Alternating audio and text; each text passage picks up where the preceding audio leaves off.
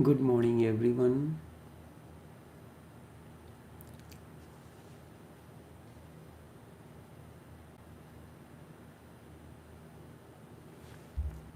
Good morning, everyone.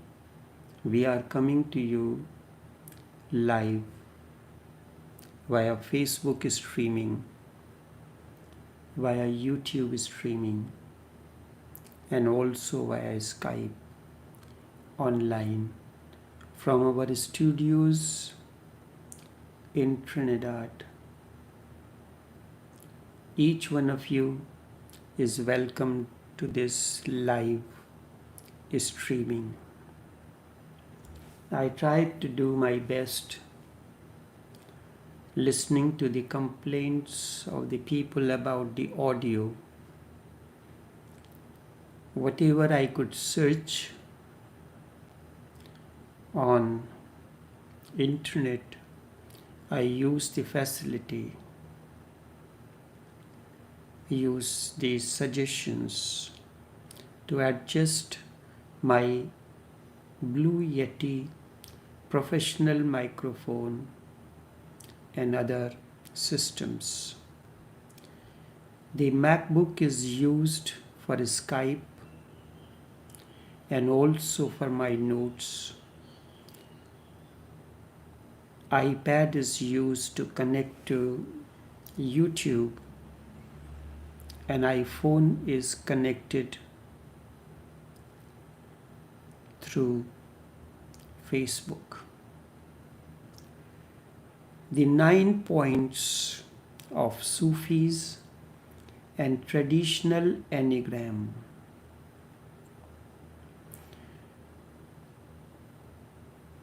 Sufis have spoken about 9 points. 6 belongs to the heart center,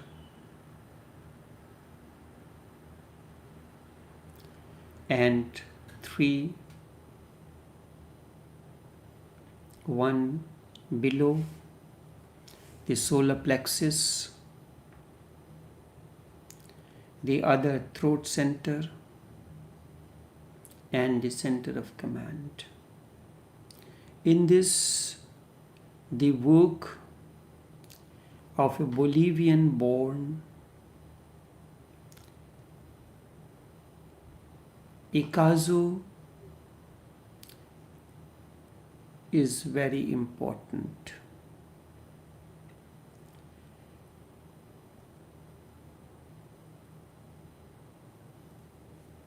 He used to explain the modern synthesis enneagrams. An enneagram uses a number of ancient wisdom traditions, the Egyptian, the Kabbalah, the Sufi, the yoga, all these. But the person who originally put the system together was Bolivian born Oscar Picasso. He was born in Bolivia but raised in Peru, and from there he moved in search of the school of inner work to the capital of Argentina, Buenos Aires. He journeyed to many parts and finally settled in the United States, where he died on 26th of March this year. His teachings are very important as far as the explanation of the 9 points is concerned. From the beginning, his integral teachings disclosed answers to 3 most important metaphysical questions which cannot be answered. What is humankind? what is the supreme good of humanity and what is the truth that gives meaning and value to life. His work includes modern presentation of the universal truth supported by a logic called trialectics, the logical law of the mind. In the process of becoming, mind follows a logical law.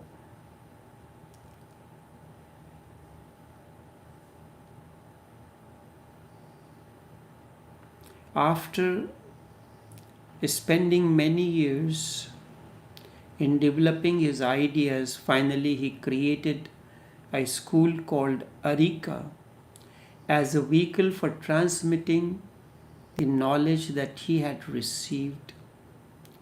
And the teaching began in Chile in late 60s and early 70s.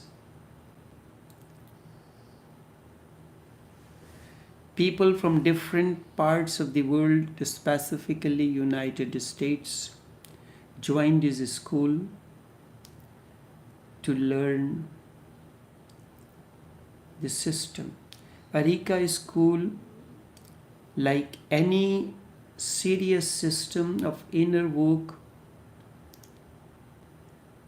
is a vast, interwoven, and sometimes complex body on psychology, cosmology, metaphysics, spirituality, and so on, so forth, combined with various practices so that transformation of human consciousness can be brought.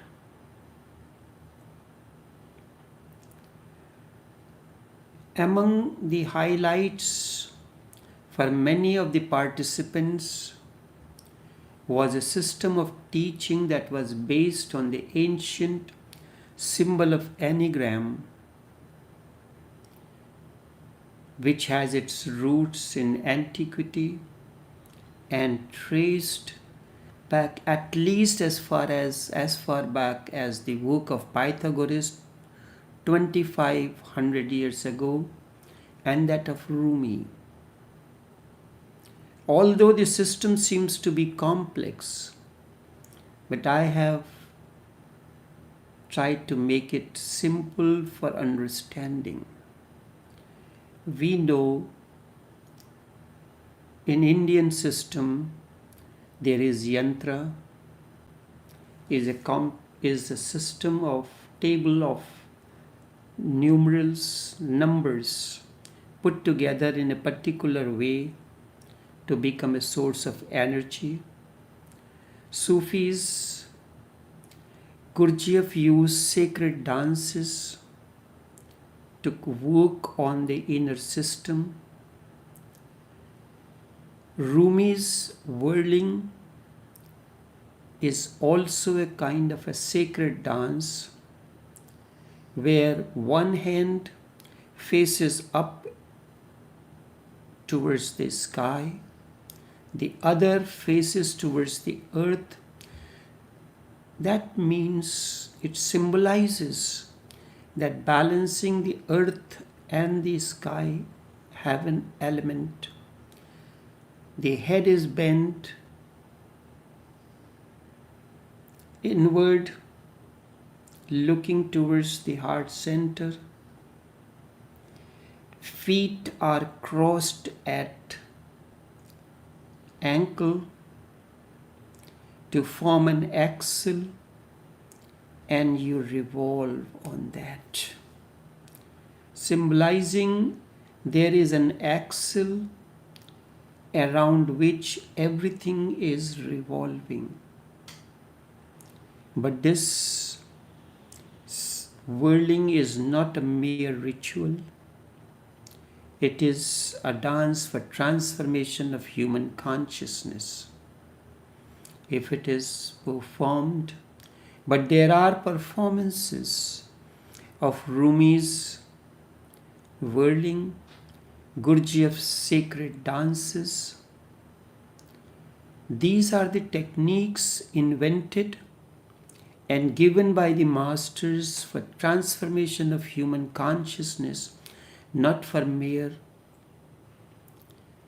demonstration or stage performances. Although it has its roots in antiquity because of Pythagoras, Indian system, Rumi, but the symbol was reintroduced by the 19th century George Ivanovich Gurdjieff. He was of an Armenian descent, belonged to nomadic society. One of the beautiful things that I like about Gurdjieff, the family was nomadic, no permanent place of stay, constantly on the move. He was 8 years of age when his father was dying. He called George. He said, George, I have nothing to give you, but I have the experience of my life is condensed in one sentence. If you can understand it, the life will be transformed. You may not understand it now, but the day you will understand, your life will be transformed. And what was that? He said, whenever anger is coming into you, postpone it for 24 hours. I say to you, try to postpone it even for 1 minute. Anger is an energy that comes and wants to be expressed this very moment. If you postpone it, it can never happen.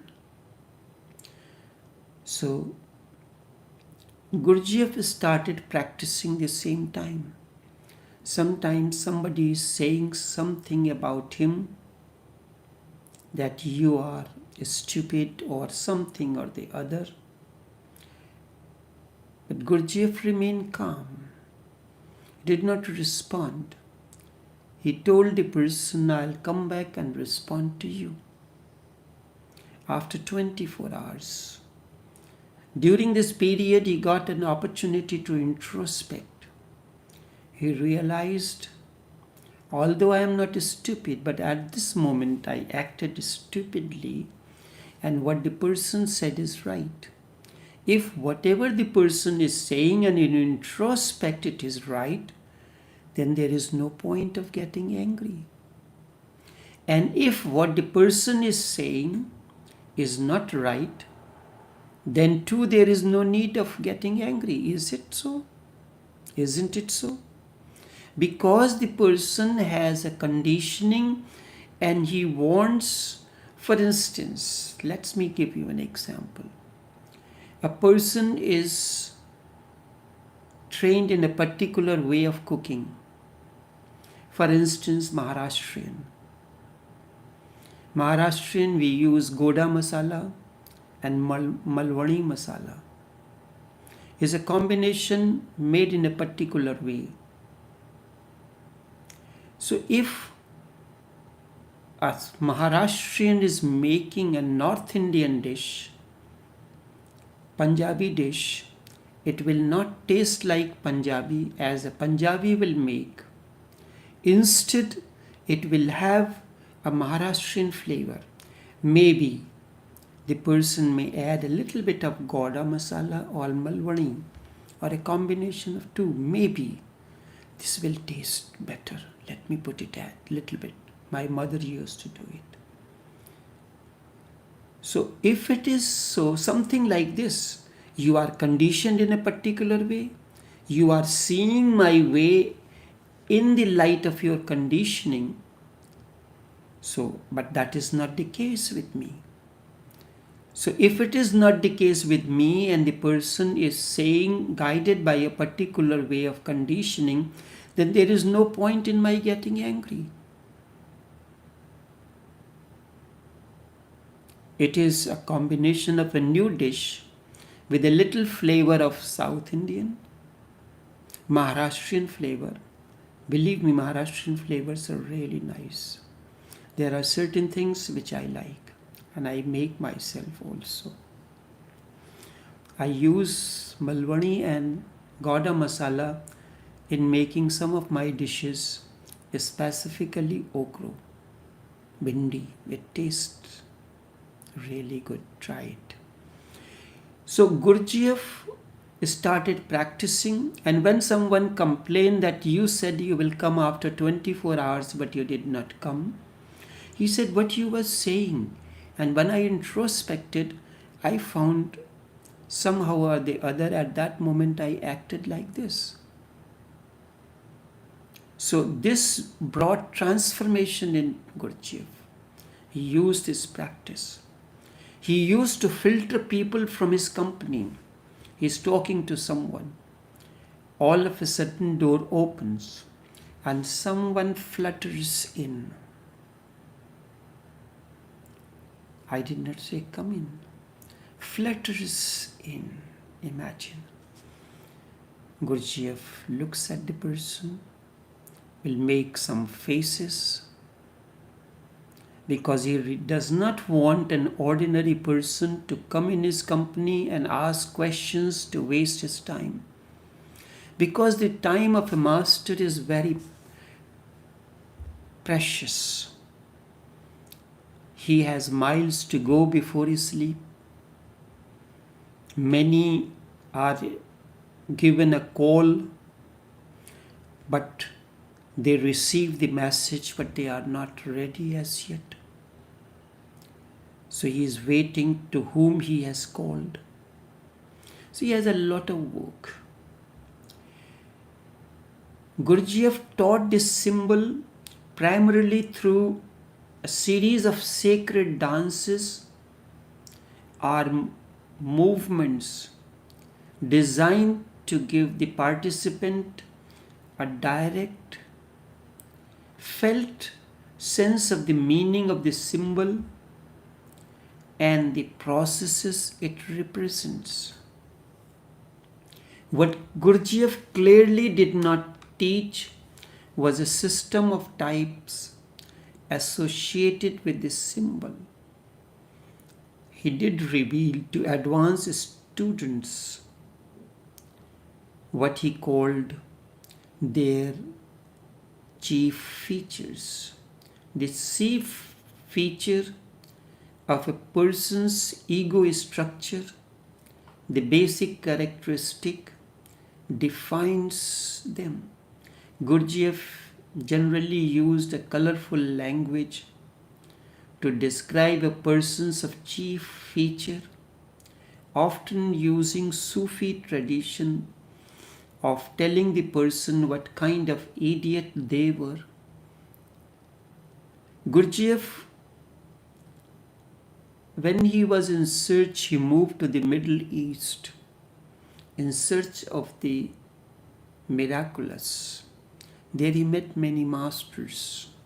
Many years after, his biographer Leon Lefort went in search of the masters of Gurdjieff. There he met a man, a drummer. He asked him, "What did you teach Gurdjieff?" He said, "I taught Gurdjieff how to breathe." Leon got surprised. Breathing? At this, the master said, "Do you think you can breathe?"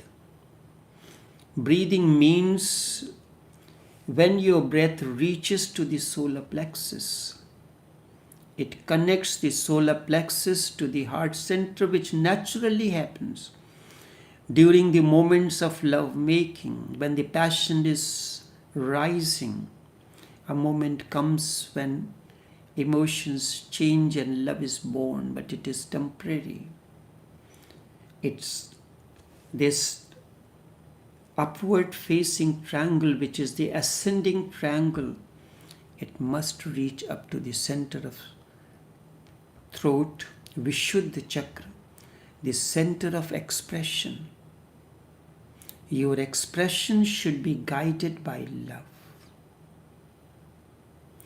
So he used, and then breathing through. If you can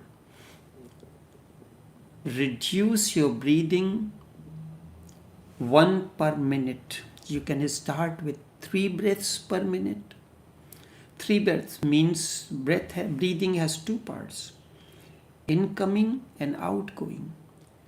10 minutes you take to breathe in and 10 minutes to breathe out.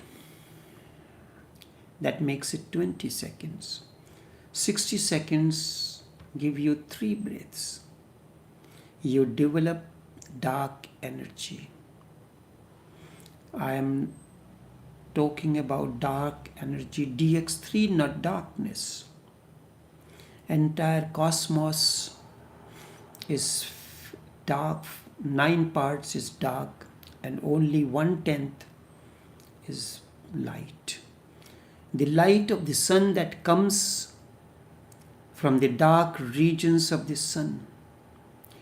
It is the dark energy which helps you in transformation.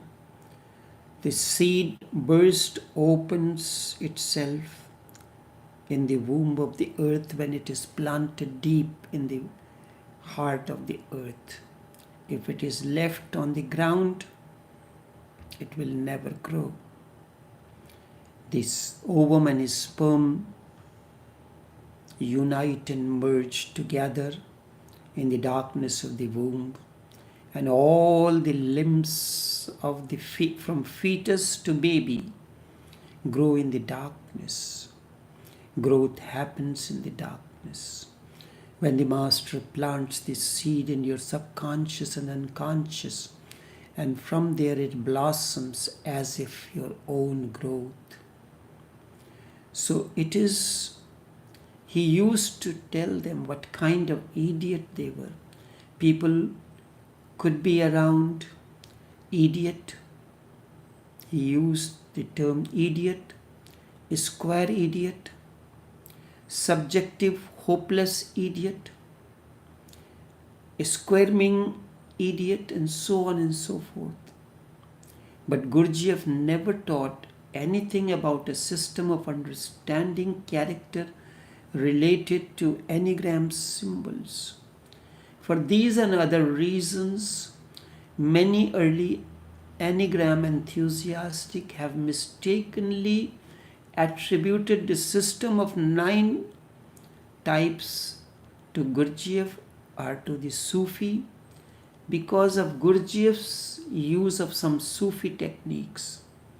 This has led to widespread and enormous belief that enneagram system has been handed down by the Sufis. It is not so. It has not been handed down by the Sufis. As Sufis' tradition is oral tradition. So enneagram system has not been handed over by the Sufis or from some ancient school as an ongoing oral tradition. The actual combination of the tradition connected with enneagram symbol is purely the creation of Oscar Icazo, the Bolivian born. Icazo has taught through his school system of 108 enneagrams. 108 is a very symbolic number. When Shiva was expanding the inner wisdom to 7 sages, Sapt Rishi, he spoke of 114 techniques of meditation. Then he said 2 happens naturally, that is beyond, So that is 112. And 4 are natural. It remains 108 is a beautiful number that adds up to 9. 9 is a perfect number and it represents the cosmos. That's why Vigyan Bhairav Tantra have 112 techniques of meditation. After this today's session, probably tomorrow's session, I may finish this question around the lataifs of the heart, the 5 points of heart center and 9 points, as has been mentioned by Sufis. Question from someone. I will start Vigyan Bhairav Tantra, the techniques of the meditation as given by Shiva to his consort Devi. The anecdote goes like this. Shiva was explaining to the 7 sages, expanding the inner wisdom. His consort Parvati came. He said, why 108 only? There must be some more. Shiva said, no, this is the ultimate 112 techniques of meditation. And no meditation technique developed by anyone, anywhere in the world, lies outside this. One can garb it in a different way, but the essence, the basics remains the same.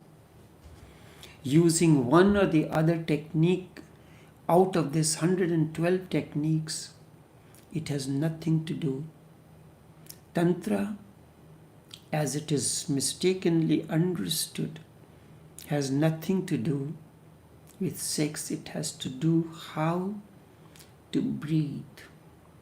And this is what the Sufi, the drummer, told Gurdjieff, told Leon, that I taught Gurdjieff how to breathe. You can breathe through the stomach. You can breathe through the skin. Every part of your body, every cell of your body breathes. And that is the aliveness. But the enneagram movement in America has been based on just a few, not 108, and primarily 4 of them. These are called the enneagram of passion, the enneagram of virtue, the enneagram of fixation, enneagram of holy ideas. To grasp the significance of these diagrams and relationship between them, you must remember the system was designed primarily to help elucidate the relationship between essence and personality, ego. And according to Ikazo's own words, we have to distinguish between a man as he is essence and as he is ego. You are consciousness, that is the essence. But you are a personality. You are someone. What is your name? My name is Dr. So and so. But doctor is not your name. It is a degree conferred on you. Your name, sometimes when asked, I am in a quandary, what to say? I said, I am known by this name. But this is not my name. Because I have an outer covering and an inner. Innerness has no name and it is oneness. You have a house. It has many rooms. There is a space within each room.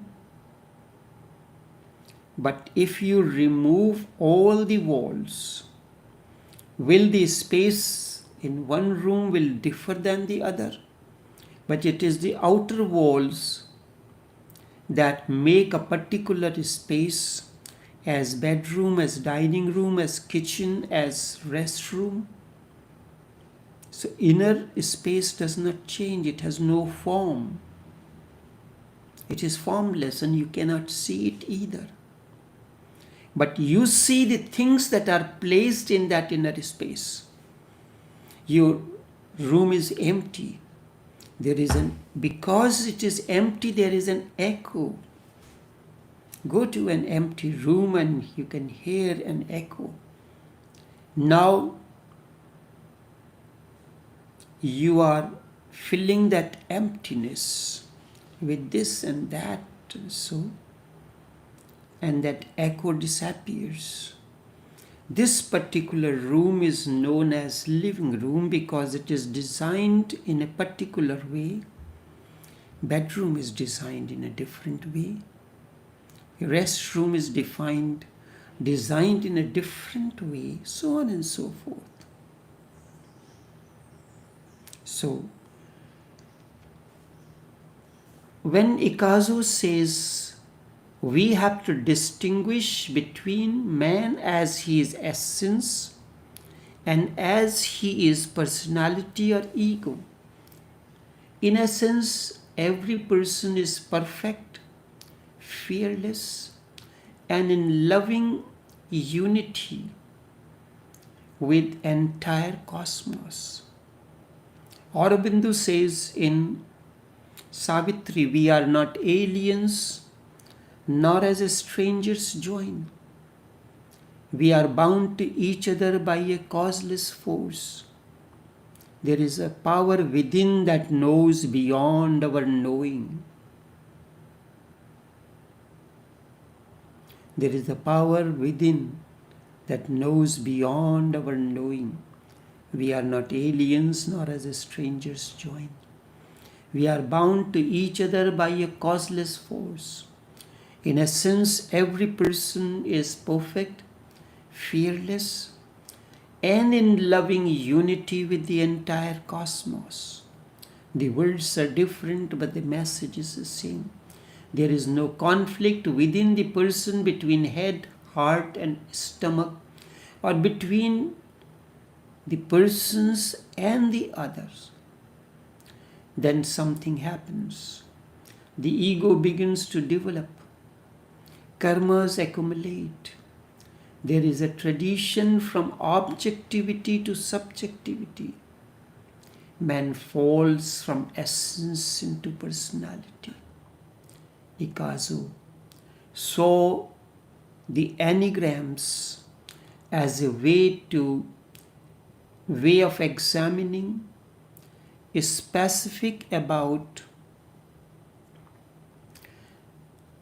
the structure of the human soul and particularly about the ways in which actual and the qualities of essence become distorted or contracted into the state of ego. In developing his enneagram theories, he drew upon a recurrent scheme in the Western mystical and psychological traditions, the idea of 9 divine forms. That's how the 9 points came in. 9 divine forms. The idea was discussed in antiquity by Plato as the divine forms of Platonic solids, qualities of existence that are essential, that cannot be broken down into constituent parts. This idea was further developed in the 3rd century of our era by new Platonic philosophers, particularly Plotinus in his central work of Enneagrams.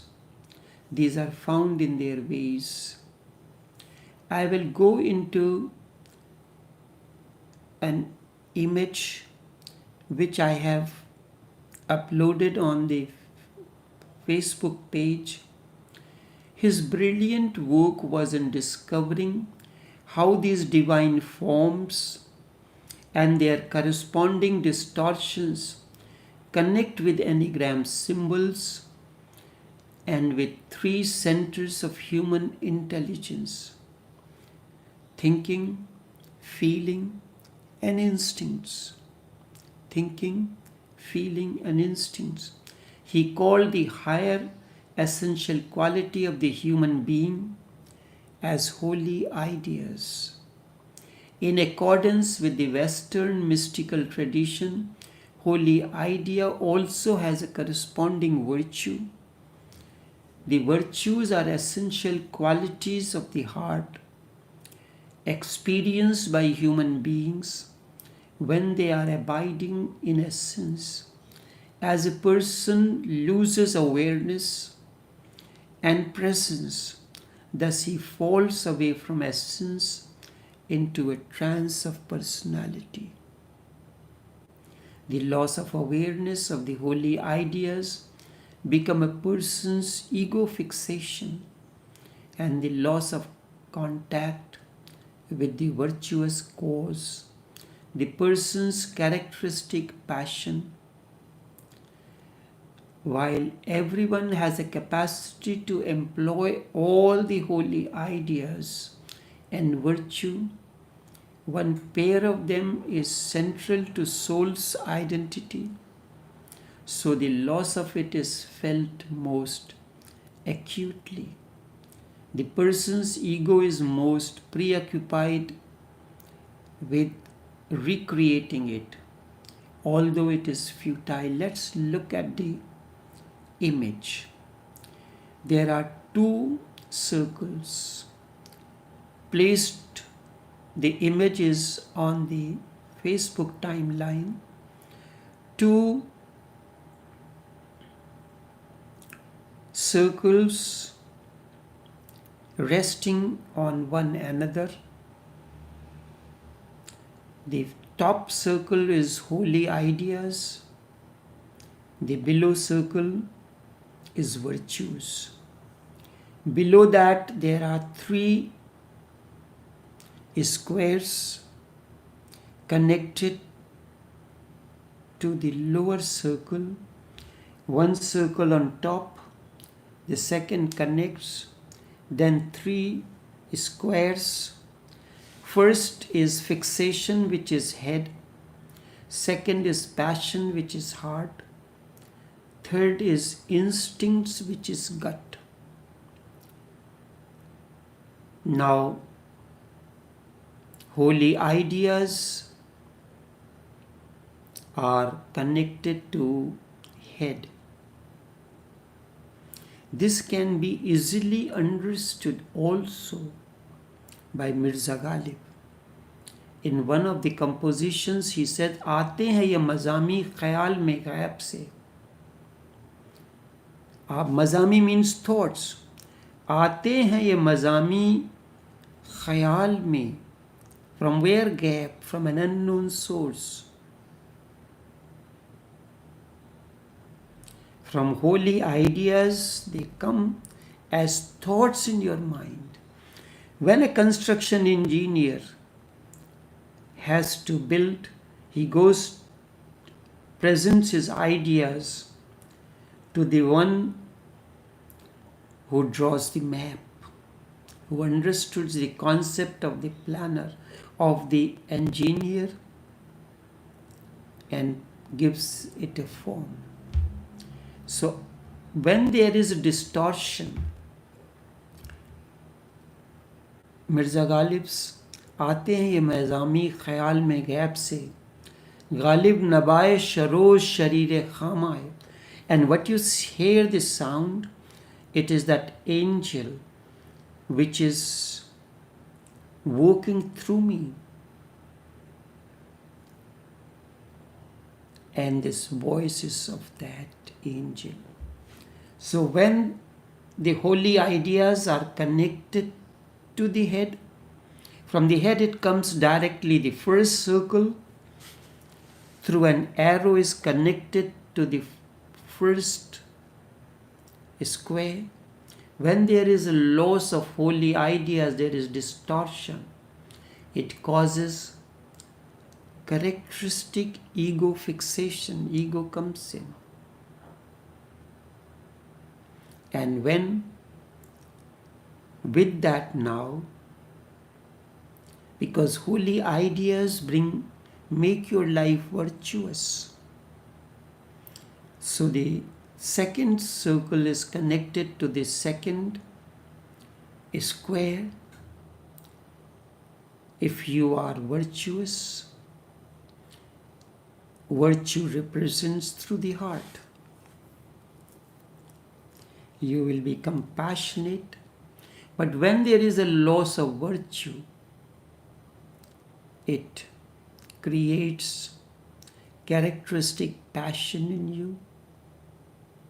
And then together, these connect to form the instincts. Thus, passion and ego fixation represents the way that spiritual qualities become distorted, contracted into ego states.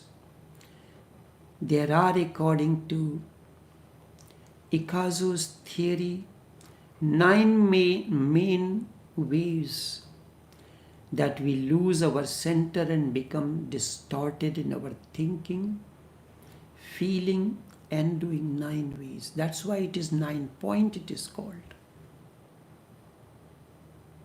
So it is the work of Ikazu, not of Sufis.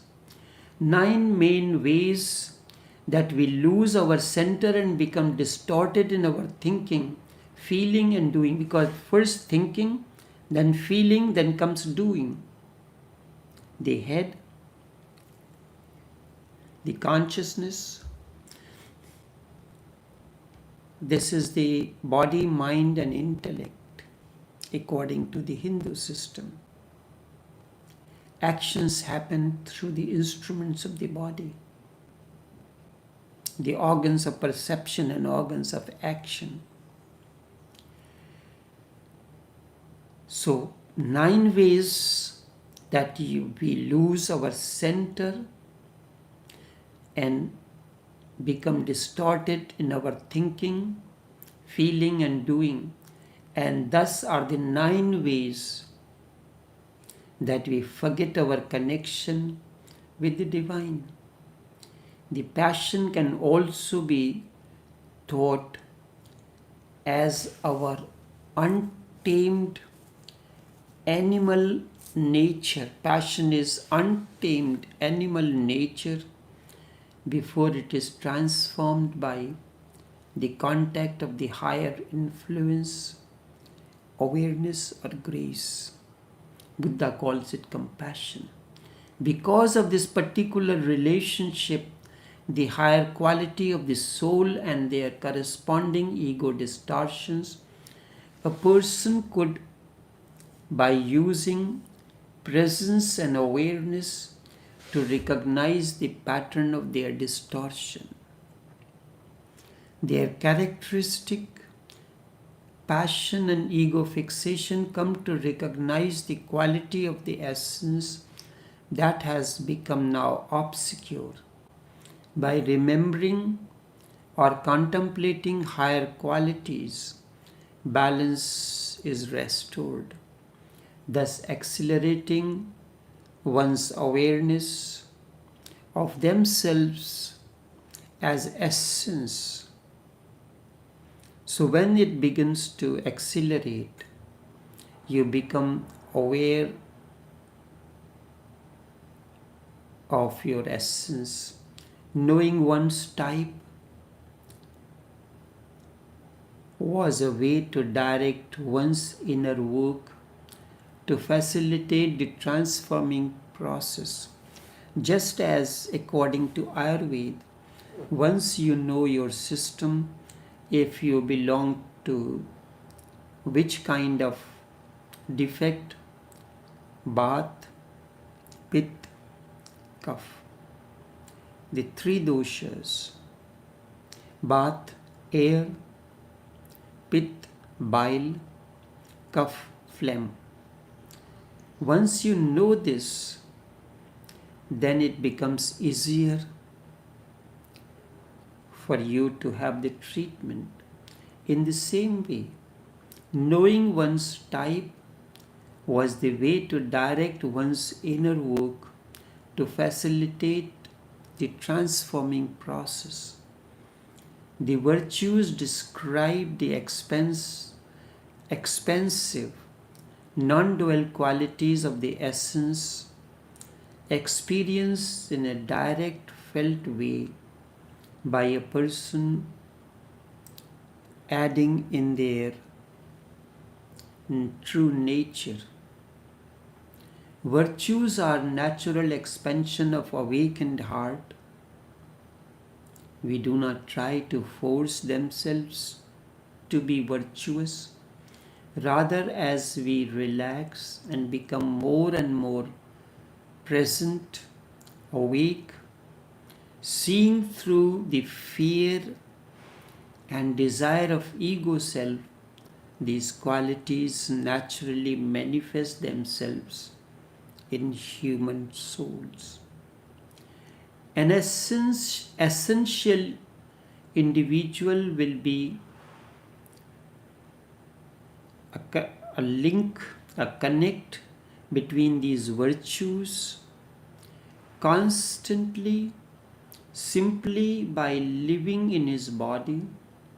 But the subjective individual, the ego, loses touch with these virtues. Then the personality tries to compensate by developing passions. Passions represents, according to Ikazo, an underlying emotional response to reality created by the loss of contact with our essential nature, with the ground of our being, with our true identity as a spirit or essence or soul.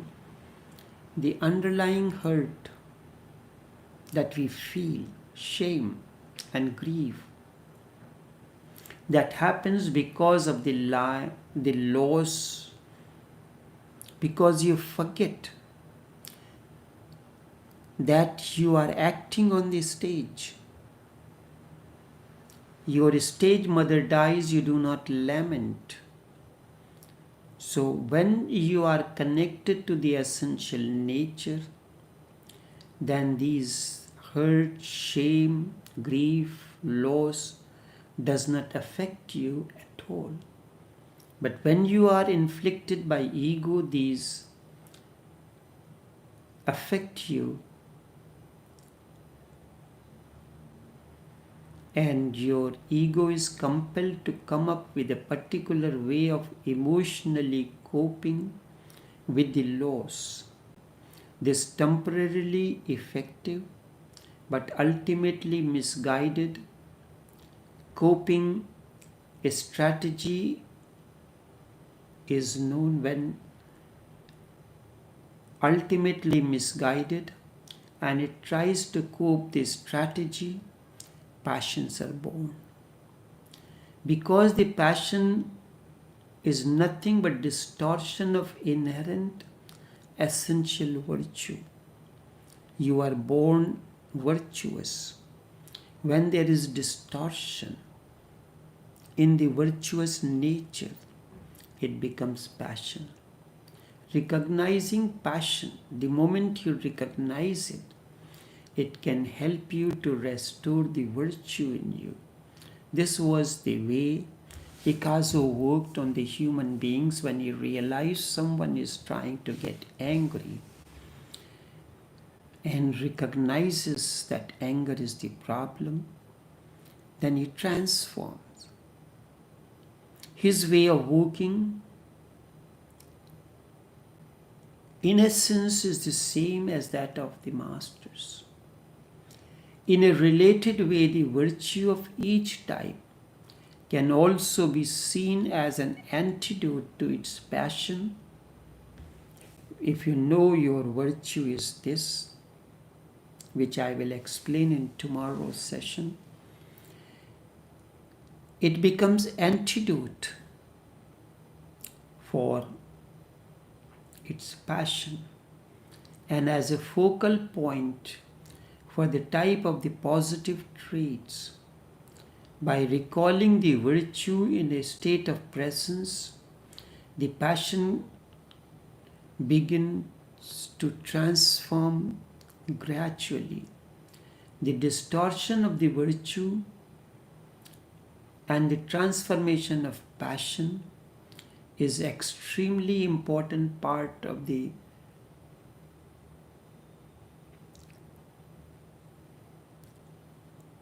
spiritual use of enneagrams. You can use enneagrams to explain or help in the process of a spiritual growth or transformation of human consciousness. The holy ideas represent a specific non-dual perspective of essence, particular ways of knowing and recognizing your connectivity with the existence or with God or unity of the being, that we are all joined to each other by a causeless force. They are what naturally arises in a clear, quiet mind when a person is present and awake, seeing reality as it actually is. The loss of holy ideas of a particular ego delusion about the self or reality is called the type of ego fixation. What is your dominant feature? Anger. Some have passion. Some have greed.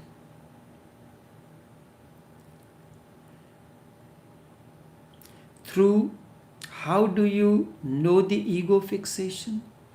Through the ego fixation, the person is trying to restore the balance and the freedom of the holy ideas. But from the dualistic perspective of ego, he cannot. Again, understanding the perspective of the type of the holy idea functions as an antidote to ego fixation. The non-dual perspective of our true nature is restored as we see through the particular delusion of our. Now it comes to the enneagrams of virtue, the three things: enneagrams of virtue, passion, and idea. Then ego fixation, and how does it happen? What are the 9 points? There is action, there is serenity, humanity. The first is serenity. I am talking about the virtue. A virtuous person is serene. Number 1. Number 2, humility. Number 3, truthfulness. Number 4, equanimity. Number 5, non-attachment. Number 6, courage. Number 7, sobriety. Number 8, innocence. Number 9, action. It goes in that clockwise cycle. These are the 9 points on the circumference of a circle, but the circumference is connected to a 9-point triangle or a star.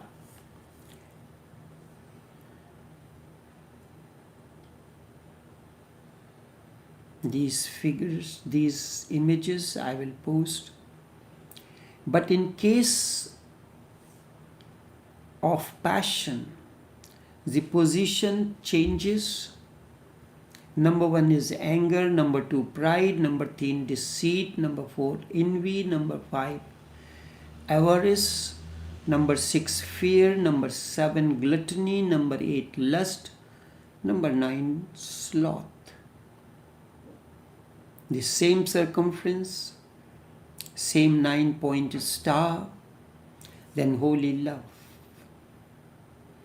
The holy perfection, holy will or holy freedom, holy law, holy hope. Number 4, holy origin. Number 5, holy omniscience. 6, holy path, holy faith. 7, holy wisdom. 8, holy truth. 9, holy love. This is the holy ideas. Then how does ego fixation happens? The ego comes into existence, number 1, through resistance. Number 2, flattery. Number 3, vanity. Number 4, melancholy. Number 5, stinginess. Number 6, cowardice.